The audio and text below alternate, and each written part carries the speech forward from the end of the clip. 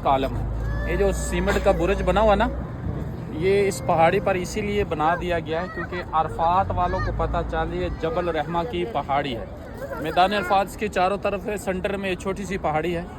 इस पहाड़ी की फजीलत सुनते तवज्जो कीजिएगा। तो मैदान अरफात ये तकरीबन इसकी 2.5-3 किलोमीटर इसकी लंबाई चौड़ाई है।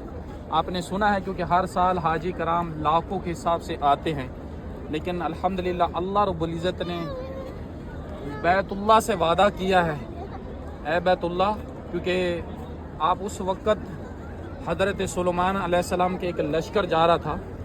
अब क्योंकि हज़रत सुलेमान अलैहिस्सलाम हवा के अंदर उड़ते थे, तो जब आपका लश्कर जा रहा था तो बैतुल्लाह अल्लाह की बारगाह में रोया और अर्ज़ करता है, ए बारी ताला, तेरा एक लश्करों में से एक लश्कर और तेरे नबियों में से एक नबी, वो ना तो गुज़रा, ना तो नीचे उतरा, ना मेरा उसने काबा का तवाफ़ किया, ना उसने ज़ियारत की।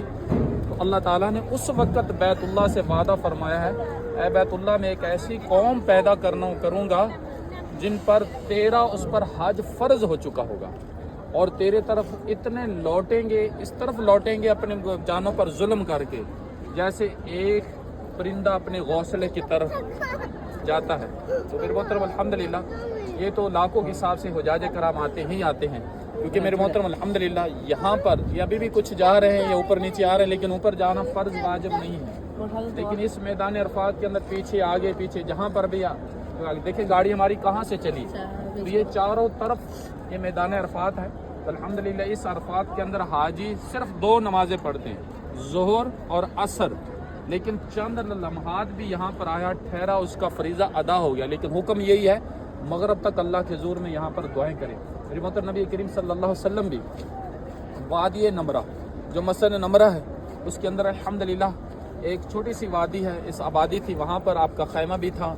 वहाँ पर नबी करीम सल्लल्लाहु अलैहि वसल्लम एक चट्टान के साथ वहाँ पर हज्जतुल विदा का पहला और आखिरी, जो हम पहले और आखिरी कहते हैं, खुतबा वहाँ पर दिया। ज़ोहर की और नमाज असर अदा करने के बाद इस पहाड़ी के नीचे यहाँ पर तशरीफ़ लाए और यहाँ पर अल्लाह के हज़ूर में तीसरा इरशाद फरमाया, मेरे साहबा, आज के बाद दीन कंप्लीट हो गया। किसी अमीर को गरीब पर फ़कीयत नहीं है, किसी गोरे को काले पर फ़कीयत नहीं है, सब इस्लाम के अंदर बराबर हैं। और साथ इरशाद फरमाया, जो अल्लाह की रस्सी को, रस्सी से मुराद क्या है, कुरान पाक को और मेरे अहले बैत घराने को थाम के रखेगा, कभी ज़िंदगी में रुसवा नहीं होगा। तो आज रसवाइयाँ क्यों हैं, परेशानियाँ भी हैं।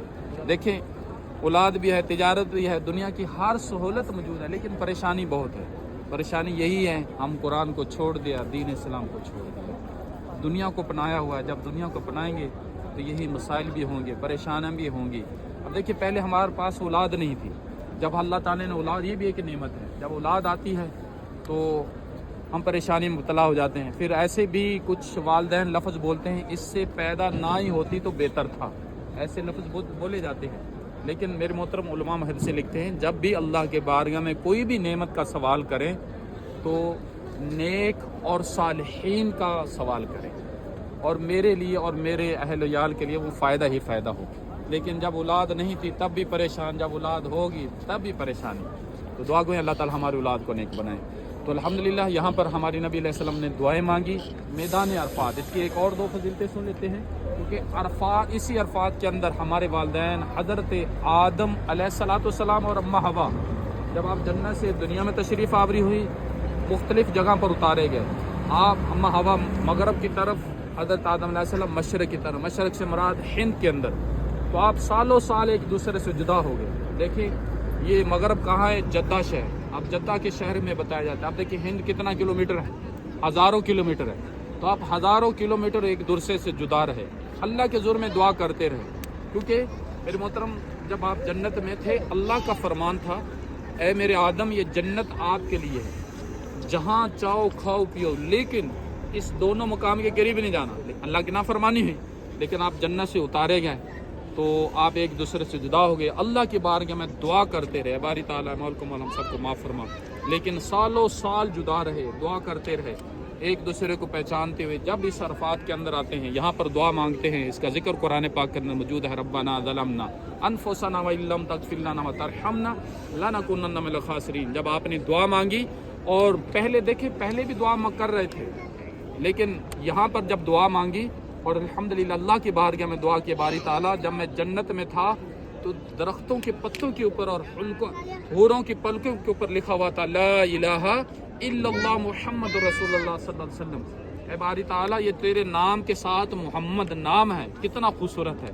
اس نام کے توسط سے میری دعا کو قبول فرما، آپ کی دعا اور توبہ قبول ہوئی.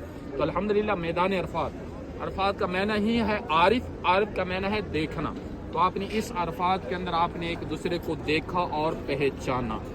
جب آپ نے ملاقات ہوئی اور دنیا کی خلقت یہاں سے آگے سٹارٹ ہوئی، شروع ہوئی. الحمدللہ دعا گو ہیں اللہ تعالیٰ ہم سب کو حج بیت اللہ کی بھی سعادت نصیب فرمائے اور نوازل حج کو بھی ہمیں سب کو یہاں پر آنے کی توفیق عطا فرمائے.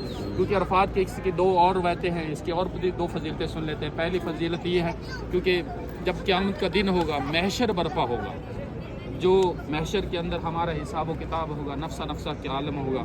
میرے مطلب دیکھیے آج یہ سورج ہزاروں کلومیٹر دور ہے، اس کا سیدھا رخ ہماری طرف نہیں ہے، لیکن جب قیامت کا دن ہوگا تو اس سورج کا سیدھا رخ زمین کی طرف ہوگا، سوا نیزے پہ ہوگا. تو میرے محترم یہ جو زمین ہم بغیر چپل کے چل نہیں سکتے ہیں، لیکن یہ زمین ایک تانبے کی طرح ہوگی. تو میرے محترم وہ